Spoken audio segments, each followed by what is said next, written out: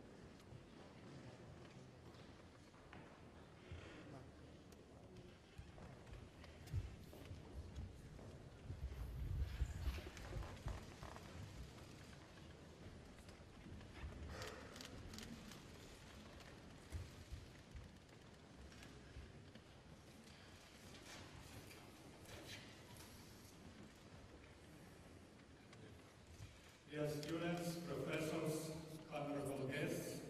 Today we have a great honor to meet with the Secretary of State of the United States of America, Mr. Antony Blinken.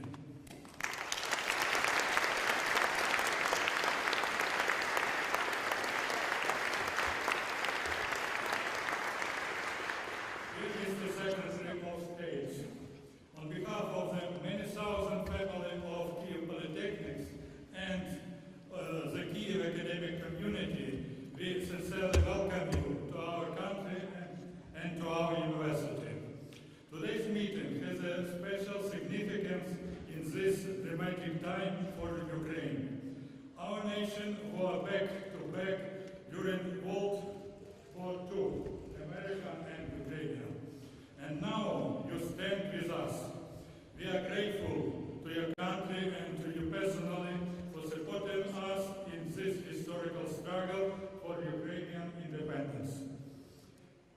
Our university, connected with the institutions of your country by many outstanding personalities who studied and worked at Kyiv Polytechnic Institute first and then made a great contribution to the development of the United States and to the world progress.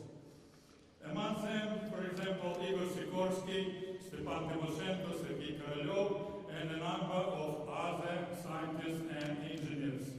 And now, more than 500 KPI students are Microsoft employees. Several hundred of our graduates work at the Point Engineering Center in Kyiv, and I could give many other examples of our close cooperation of our university with the institutions of your country. Dear Mr. Secretary of State, students and professors, honorable guests present here, and many people from outside will be grateful for your address to them. Please take the floor, Mr. Secretary of State.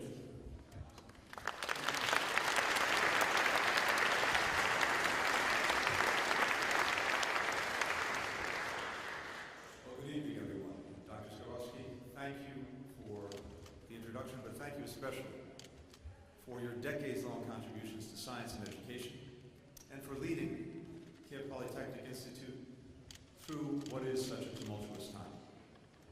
And I am so grateful to be here with each and every one of you. Today marks 811 days since Putin launched his brutal war. Each day, a grinding struggle in which Ukrainians have demonstrated remarkable heroism and suffered immeasurable loss. A year ago, I spoke in Helsinki about how Putin's aggression against Ukraine had been a strategic failure for Russia, and what it would take to ensure that it stayed that way. Today, I'm here in Kyiv to speak about Ukraine's strategic success, and to set out how, with our support, the Ukrainian people can and will achieve their vision for the future. A free, prosperous, secure democracy, fully integrated into the Euro-Atlantic community, and fully in control of its own destiny. We're meeting at a critical moment.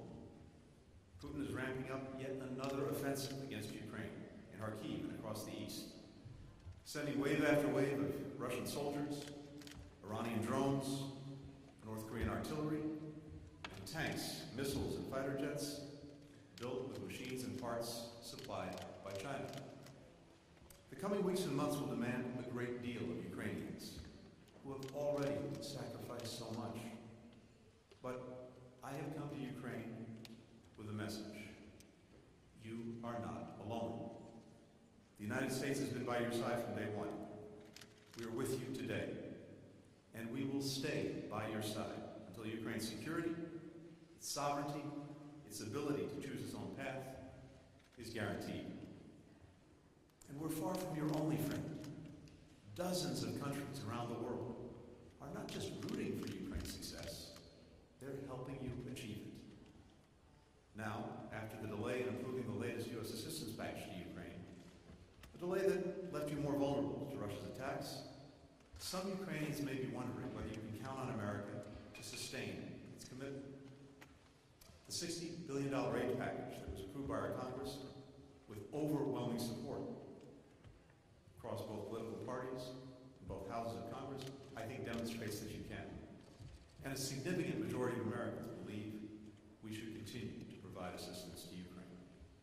Indeed, the American people's support for Ukraine has been consistent over the course of the war. It has never wavered. Americans understand that our support for Ukraine strengthens the security of the United States and our allies. They understand that if Putin achieves his goals here in Ukraine, he won't stop with Ukraine. He'll keep going. For when in history has an autocrat been satisfied with carving off just part or even all of a single country? When has that satisfied Vladimir Putin? At the same time, the American people want to know that we have a plan for getting to the day when Ukraine can stand strongly on its own feet, militarily, economically, democratically, so that America's support can transition to more sustainable levels. The Ukrainian people want the exact same thing. They do not want to have to rely on others to guarantee their security and their prosperity. And we do have a plan. And we're working together with Ukraine and a wide network of partners to realize it. And what I want to speak to you about this evening is what that plan looks like and how we're going to fully achieve it. First, we're helping to ensure that Ukraine has the... And what I want to speak to you about this evening is what that plan looks like and how we're going to fully achieve it. First, we're helping to ensure that Ukraine has the military that it needs to succeed on the battlefield, to secure a just and lasting peace, and to deter future aggression. Anyone who doubts your ability to attain this goal should just look at what you've already accomplished. For 2 years, 2 months, and 21 days, you have denied Putin his goal of erasing Ukraine from the map and subsuming it into a greater Russia. You beat back Moscow's assault on Kyiv and foiled his plot to install a puppet government. You've taken back more than half of the territory that Russia seized in the first weeks of its full-scale invasion.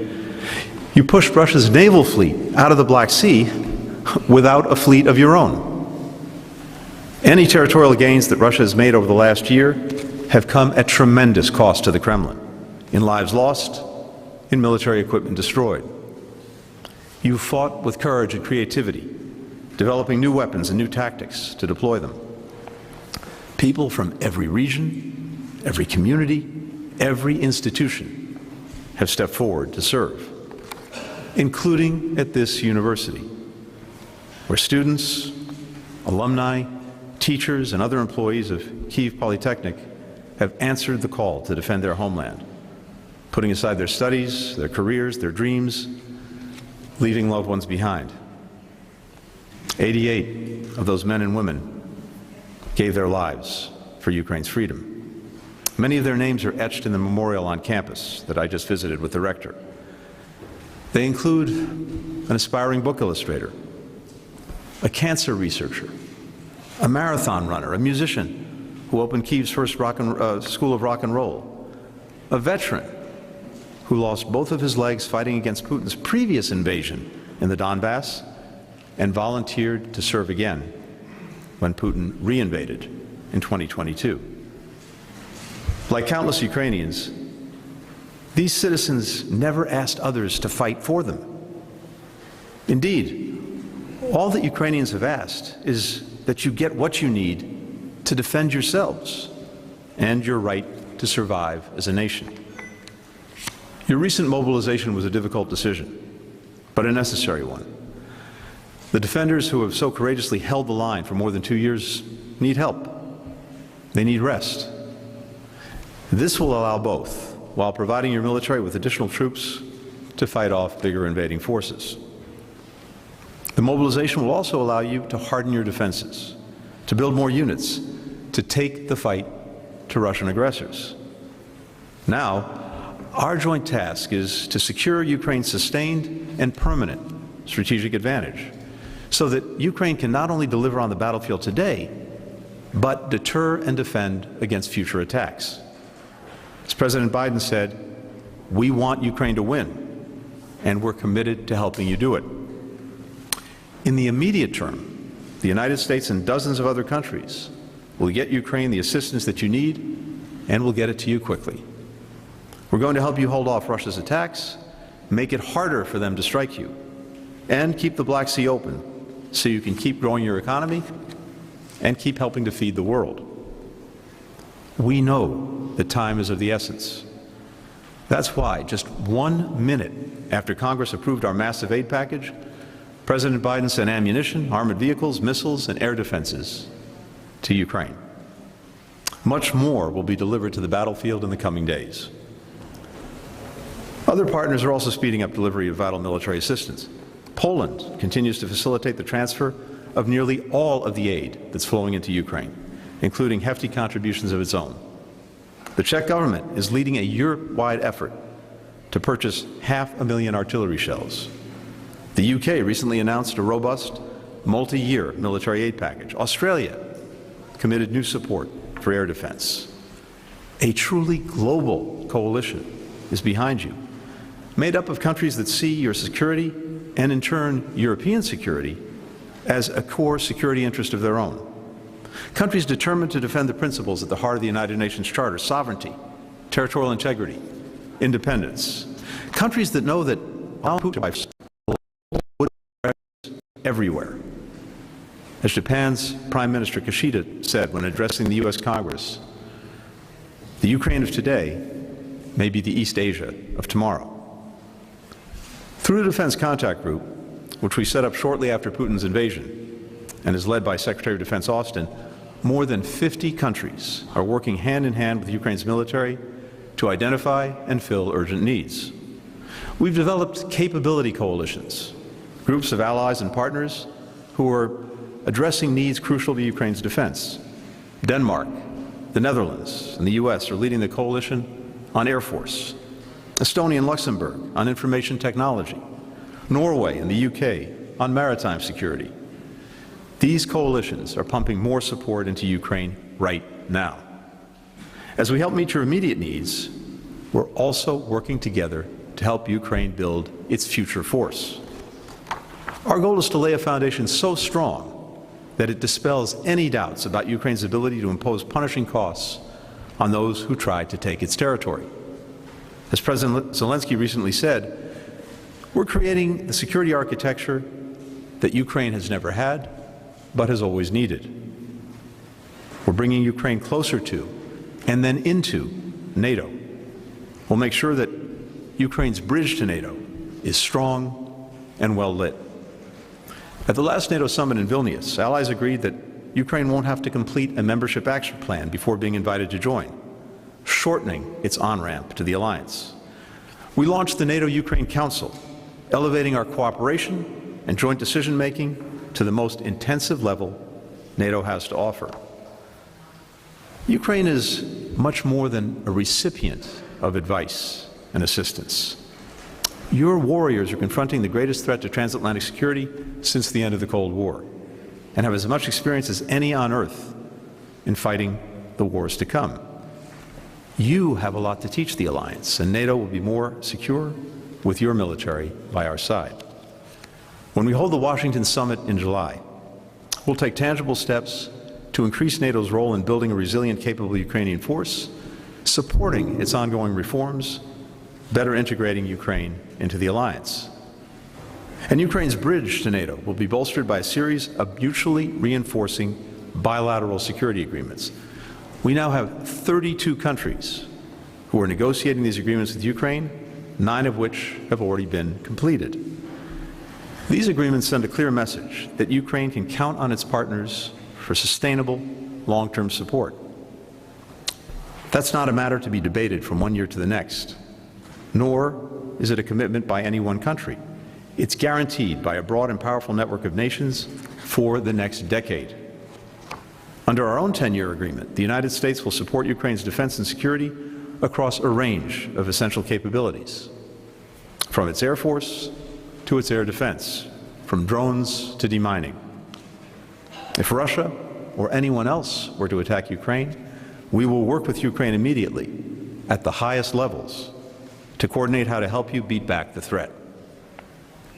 Our bilateral security agreement will accelerate our joint efforts to build and build up Ukraine's defense industrial base so that you can produce artillery, ammunition, air defenses, and other crucial weapons you need here in Ukraine. Ukraine's innovation and resourcefulness has been central to its success on the battlefield. Figuring out how to use old Soviet launchers to fire U.S. and other allied air defense missiles, manufacturing new kinds of air and naval drones that can effectively evade detection. That same spirit has driven the growth of Ukraine's burgeoning defense industry, which counts more than 500 companies and hundreds of thousands of skilled employees. The key now is to ramp up production without losing that spirit of experimentation and adaptation that has fostered so many amazing breakthroughs. That will also help Ukraine's businesses attract more private investments to scale up and increase Ukraine's potential to become a defense exporter in weapons and in training. The U.S. has provided concrete support to build that industry. In December, we convened some 350 government industry representatives from the United States and Europe to deepen defense industrial cooperation with Ukraine. We created what we call a deal team with representatives from our departments of state, defense, and commerce to help U.S. defense companies navigate the regulatory hurdles of investing in Ukraine's industry. American companies have already reached several major agreements to produce munitions in and for Ukraine, and more are in the works.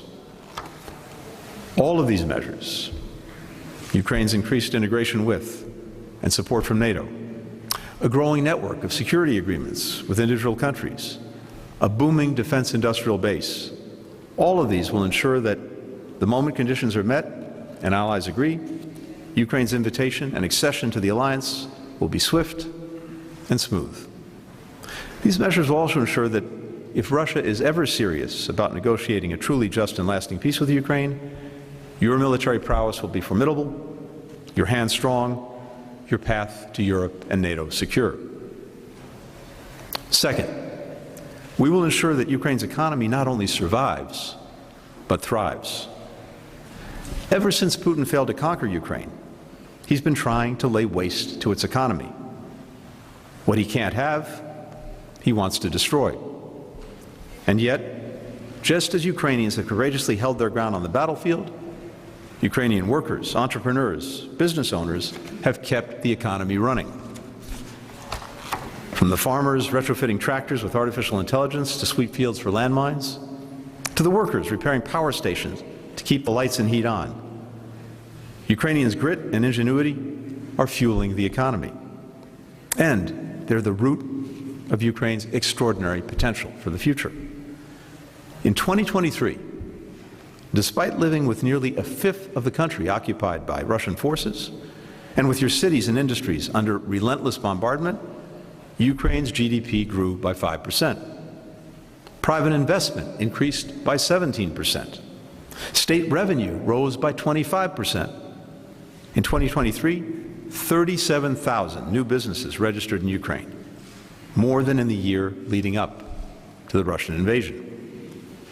Over the last 6 months, Ukraine's steel factories have doubled their output.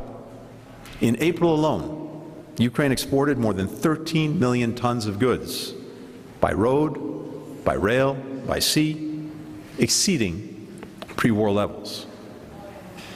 Yet, as Ukrainians know so well, this economic dynamism hangs on our ability to provide security. Patriots and other sophisticated air defenses, they do more than protect soldiers and save civilian lives. They create umbrellas of safety under which Ukrainian workers and entrepreneurs can adapt, innovate, build, and attract more foreign investment. That's why we're working relentlessly with allies and partners to procure more air defense and to do it fast. And just as security enables prosperity, prosperity enhances security. A more robust economy means that Ukraine can put more revenue into building and hardening your defenses. Ukraine's economic renewal will also encourage a speedier return of refugees and internally displaced people, the vast majority of whom want to go home. Bringing with them skills and resources, that will be a boon for Ukraine's economy. Together, Ukraine's partners have contributed $85 billion in economic and development aid, providing a lifeline to Ukraine's government at a time when beating back Putin's invasion has forced the government to invest almost all of its revenue in self-defense. That assistance means that first responders can charge into residential buildings to pull people from the rubble of Russian strikes.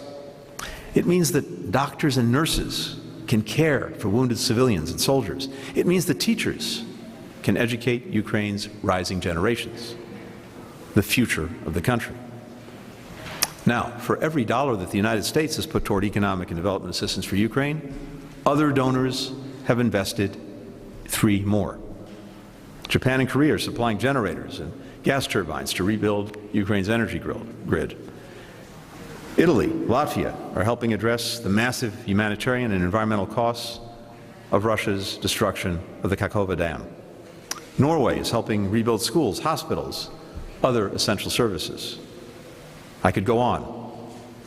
We talk a lot about burden sharing. This is exactly what it looks like. At the same time as we help Ukraine meet these immediate needs, we're again laying the foundation for Ukraine's long-term success through its full economic integration into Europe and the West. The G7 is leading other countries, international financial institutions, the private sector, and foundations in boosting the number, the scale, the speed of transformative projects in rails, roads, ports, energy, digital, among other areas. Not after the war ends, but right now. These projects will foster growth and increase revenues that allow Ukraine to shoulder more of its military costs. And as Ukraine prospers, we all stand to benefit from the goods and services it will provide and the innovations you will produce. And yet, for all the resources our government and others will invest in Ukraine's infrastructure, in its innovation, in its people, Ukraine's economic transformation will ultimately be driven by the private sector. So, we're accelerating our efforts to help Ukraine attract more private investment, especially toward dynamic industries like technology, like energy, like agriculture, like defense. As more countries stop doing business with Russia, Ukraine is uniquely positioned to seize the opportunities that Putin has squandered. We're helping to lower the cost of doing business in Ukraine. Thanks to the provision of war risk insurance, more grain is being exported through the Black Sea today than before the war. And Ukraine's breadbasket is once again feeding the world. Now we're working with providers to expand war risk insurance to other areas, like road and rail cargo. We're putting the U.S. government backing on the table to shoulder part of the risk. That's the strongest signal that we can send that companies can do business safely and profitably in Ukraine. Now, they don't need to take our word for it. 9 of 10 American businesses in Ukraine are running at the same or higher capacity than they were before Putin's full invasion. But for all the steps that we can take, the most powerful lever to draw more companies to Ukraine, more investment to Ukraine, lies in your hands and lies with reform. Ask any company in the United States, in Europe, in Asia, what they're looking for when considering doing business in Ukraine. You'll hear pretty much the same thing from all of them. A strong and predictable regulatory environment, open and fair competition, transparency, the rule of law, effective anti-corruption measures. In fact, the list includes many of the same reforms that Ukraine will need to make to get into the European Union. The Ukrainian people, they're also demanding these changes. 90% of Ukrainians want to fast-track economic reforms so that their country can more swiftly move into the European Union. The Ukrainian government has taken important steps to combat monopolies, to strengthen anti-money laundering tools, to liberalize its energy market. But more remains to be done. EU membership will be a windfall for Ukraine and for the EU, enabling the free movement of goods, capital, services, workers, and people, to mutual benefit. Ukraine will get full access to one of the most dynamic single markets in the world.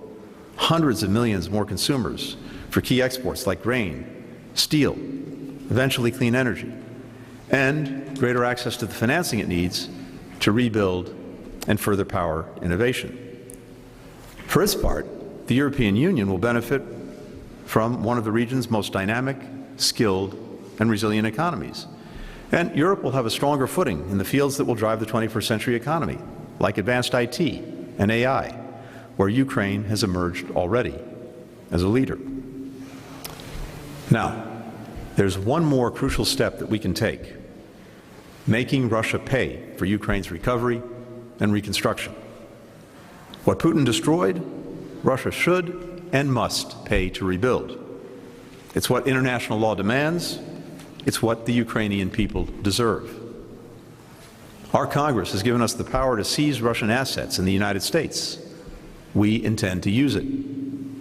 We're working with our G7 partners to see that Russia's immobilized sovereign assets are used to remedy the damage that Putin continues to cause. The G7 can unlock billions of dollars and send a powerful message to Putin that time is not on his side. Finally, we will help the Ukrainian people fully realize their democratic aspirations. For more than 3 decades, the Ukrainian people have been defending their right to choose the path to democracy, to Europe, to the West. That's the path that millions of Ukrainians from every region of the country voted for in 1991. It's what Ukrainians came to the Maidan to defend in 2004, and then again in 2014. And it's why you fought back so tenaciously against Putin's full-scale invasion. Your determination to write the future of your nation is why so many people around the world have been inspired by your fight, including so many Americans who now hang the yellow and blue flag next to the stars and stripes. And that's why it's so important that Ukraine keeps taking the difficult steps to strengthen and consolidate your democracy. Because the choices that you make, the kind of democracy that you build, will determine the strength and the staying power of the coalition by Ukraine's side.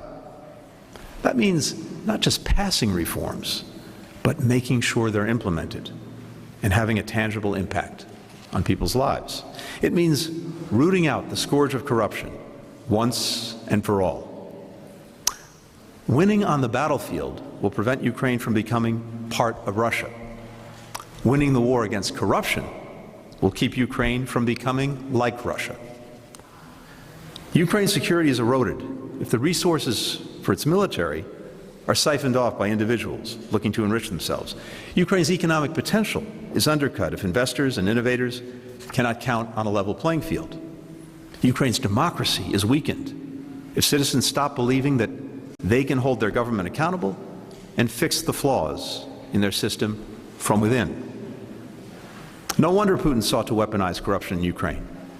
He knows how powerful corruption can be in sowing division and distrust, undermining faith in government and its institutions.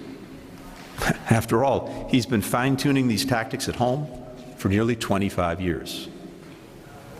Ukrainians have been battling corruption for decades, and you have results to show for it.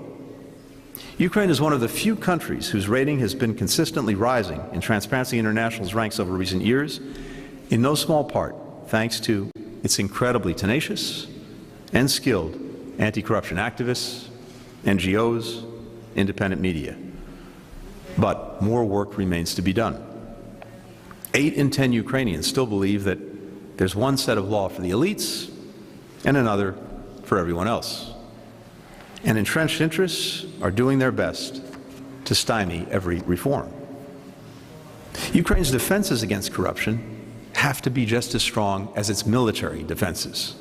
And we know what those defenses are: an independent judiciary, a free press, a vibrant, inclusive civil society, free and fair elections, independent, empowered anti-corruption investigators, prosecutors, and judges. For decades, the United States and Europe have been helping you build these democratic pillars from the bottom up. and will keep supporting you as you accelerate these reforms. That's why we're working with the government and civil society groups to shore up Ukraine's election infrastructure. That way, as soon as Ukrainians agree the conditions allow, all Ukrainians, including those displaced by Russia's aggression, can exercise their right to vote. People in Ukraine and around the world can have confidence that the voting process is free, fair, secure. Now, we sometimes hear that time is on Putin's side, that Russia's bigger population, Putin's willingness to throw more Russians into a meat grinder of his own making and sink more of Russia's resources into trying to subjugate Ukraine means that Russia can't lose. In fact, Russia's been losing the battle to control Ukraine's destiny for 20 years. And Putin has it wrong. Time is on Ukraine's side. Because with each passing month, the work we're doing together moves Ukraine closer to membership in the European Union and NATO. With each passing month, Ukraine signs more bilateral security agreements, ramps up its defense industrial base, churns out more advanced weapons, strengthens its economy, consolidates its democracy. As the war goes on, Russia is going back in time. Ukraine is moving forward. Here's why I'm confident that Ukraine will continue along that trajectory and ultimately succeed. Because of all of you, because of the people of Ukraine. There's one thing that Putin has always underestimated, but that Ukrainians understand to their core.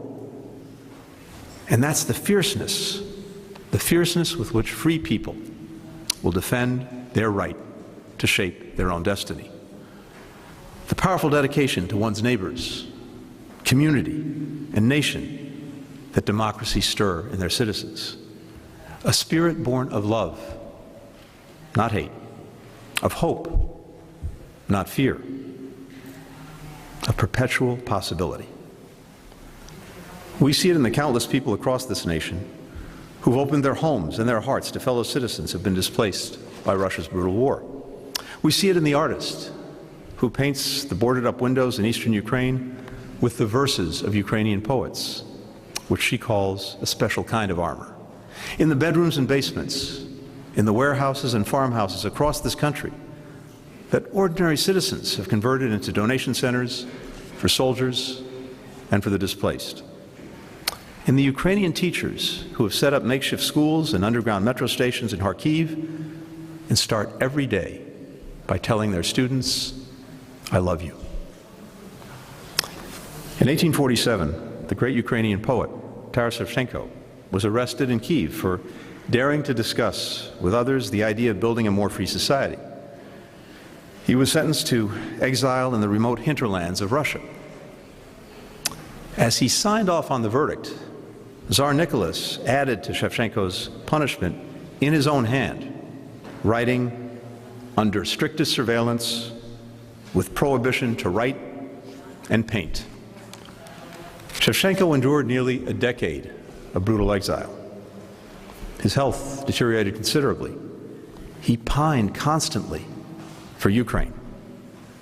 But he managed to keep writing, even hiding tiny scraps of poetry in his shoes. And he later wrote this in his diary. For all this unspeakable grief, every kind of degradation and harshness passed by as though it hadn't touched me.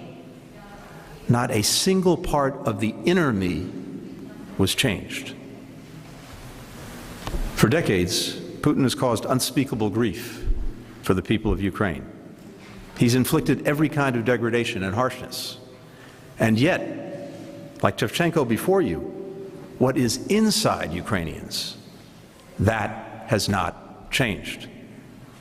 The spirit of Ukrainians cannot be destroyed by a bomb or buried in a mass grave. It cannot be bought with a bribe or repressed with a threat. It is pure. It is unbreakable, and it is why Ukraine will succeed. Slava Ukraini. Thank you. Thank you.